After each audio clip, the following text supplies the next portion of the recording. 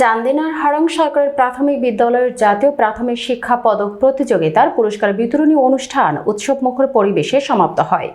20 ফেব্রুয়ারি বৃহস্পতিবার সকাল 11টায় উক্ত বিদ্যালয়ের প্রাঙ্গণে সরকারি উপজেলা প্রাথমিক শিক্ষা অফিসার নূরজাহান আক্তারের সভাপতিত্বে প্রধান অতিথির বক্তব্য প্রদান করেন অর্থ মন্ত্রণালয় বিভাগের উপসচিব মোহাম্মদ শফিউল আলম মিলন।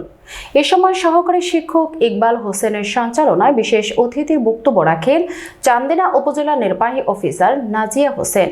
উপজেলা প্রাথমিক শিক্ষা অফিসার মোহাম্মদ মনিরুজ্জামান স্বাগত বক্তব্য প্রদান করেন প্রধান শিক্ষক আফরোজা বেগম, অভিভাবক সদস্য জসিম উদ্দিন, প্রাক্তন শিক্ষার্থী লোকমান হোসেন, শাহাদাত হোসেন, সাবেক সভাপতি আব্দুল বারী, দাতা সদস্য হানিফ মিয়া, মমতাজ উদ্দিন, ফরহাদ হোসেন সহ আরও অনেকেই।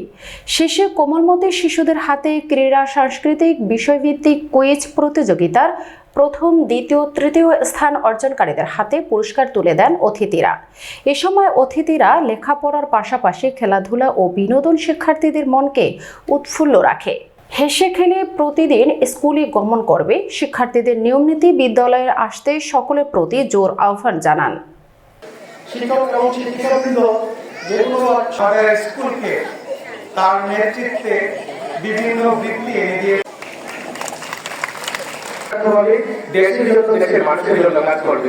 আজকে আমাদের দেশে অত্যন্ত বেশি উন্নত।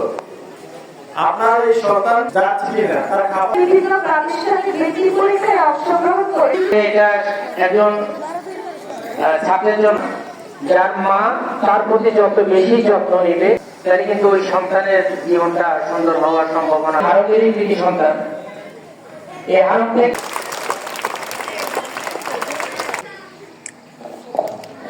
তারপর মেধা তালিকায় এই প্রথম মোহাম্মদ রিয়াদুল ইসলাম, আমার থেকে নিয়ে নেন, চলে যান। দ্বিতীয় মোহাম্মদ আহমদ নূরজাহান। ম্যাডামকে শত ব্যস্ততার মাঝেও আমাদের আমি ইনশাআল্লাহ আমার স্বপ্ন মতো সর্বাধিক চেষ্টা করব। সবাইকে অনেক ধন্যবাদ।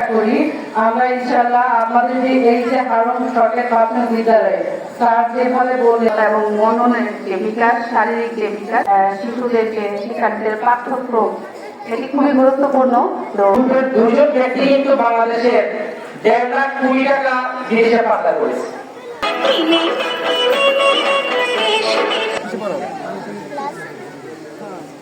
আচ্ছা, একটি দেশাত্মবোধক গান আপনারা যখন ক্লাসের ফাঁকে আপনারা আপনাদের